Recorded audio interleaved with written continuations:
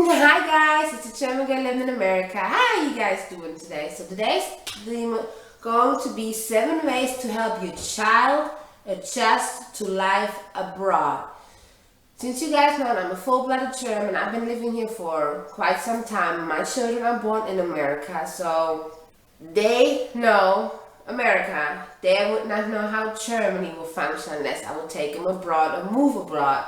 Well, I think for me I think it's a nice thing to know, and maybe I can teach you guys something or you like it. We'll see. Okay, here we go. Moving abroad can be a big adjustment for anyone. That's true, doesn't matter what age you are. And it's even harder when the move wasn't your choice. So how do you help your children settle in when your family makes the move? Okay, frequently we think of children as easily adaptable, and in many ways it's true. But as any parent who has experienced it knows, moving is hard on them. Starting a new school, making new friends, adjusting to a new town, perhaps learning a new language. It's a lot for a kid to handle. So how can you make a transition as smooth as possible for your child or children? So let's see. This is recommendations I found online. They say set up play dates. Once you moved abroad, set up play dates, but don't force it. So having to make new friends can be one of the most stressful challenges for kids when moving abroad. And it can be particularly tough in a country where they may not even speak the language.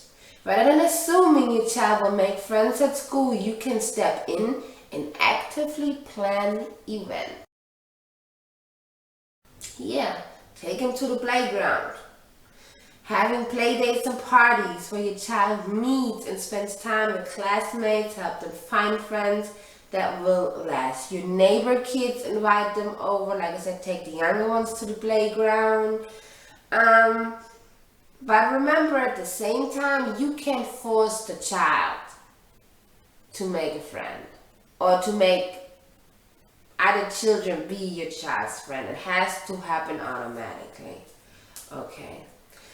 So the next one will be keep close contact with your child. Meaning, you gotta let them explore their new surroundings on their own. It's important, of course. But so it's maintaining close communication. Make sure they have the freedom to discover the new environment.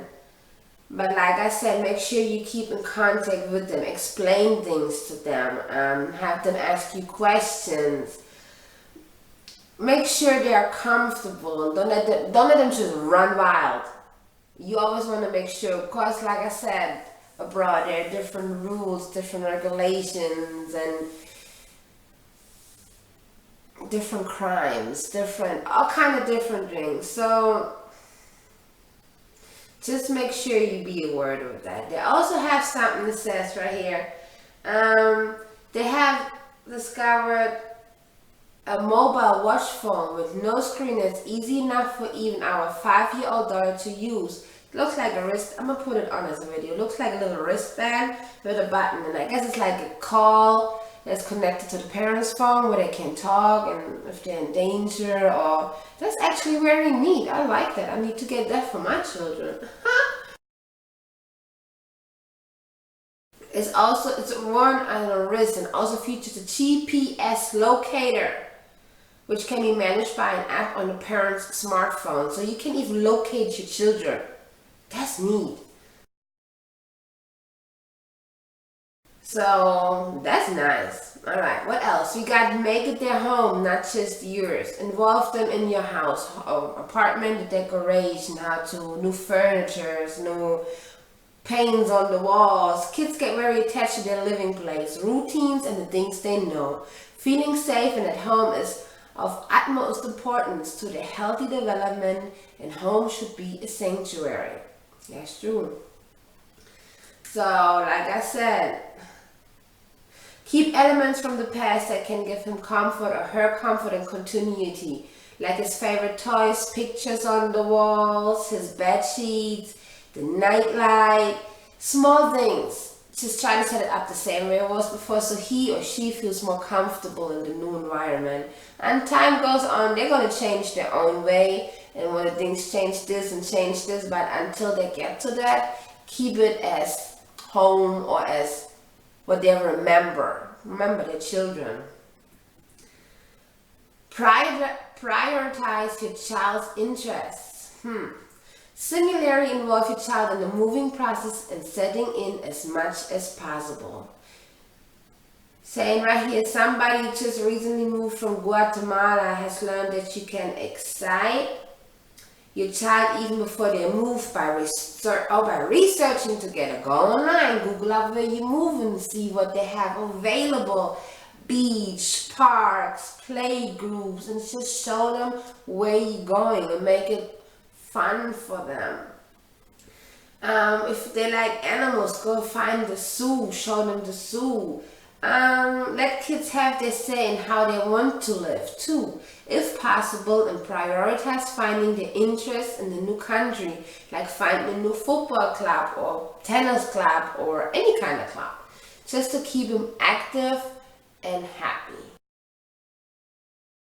That's very important. Celebrate traditions from home. Not every country celebrating the same thing. We have the major ones that we all celebrate, but there are differences. So while you should definitely try to help your child integrate in their new country, there's no reason not to include some fun from back home. Start your home country's traditions in your new neighborhood. For example, start the trick-or-treating even in our neighborhood in Sweden. That's what they did. That's nice. Or they say in the first year they did it was only 20 kids. Now they got 300 kids. That's awesome. So, like, we have Carnival of Fasching in Germany right now. If you move abroad, just make it fun for them like that. Even though it's not on the outside, because the environment don't celebrate it at home. Dress up. Do exactly what you would do. And like I said, I guess involve your community, see if they're interested in it, in your community center or anything like that. And then it says, but don't go home right away. While it's helpful to incorporate toys and traditions from home to make the transition to life abroad easy, it's actually best to avoid going back home too soon. So, they said they recommend not to go home for the first 1.5 to 2 years or something like that. If your child moves and then 2 months later gets to go back and see old friends, chances are it will be even harder to settle in abroad. Ideally, you should make sure your child has a stable foundation in your new country, which interests in at least a couple of friends before you visit your old home. Yeah, get them in a routine. And then I think even a year is too short for my opinion. So, well, you know your children, so you see. And then last but not least, it says, if you adapt it, they are adapted. Finally, remember that children's well-being is largely a reflection of their parents. True, if you're happy, your child is happy, right?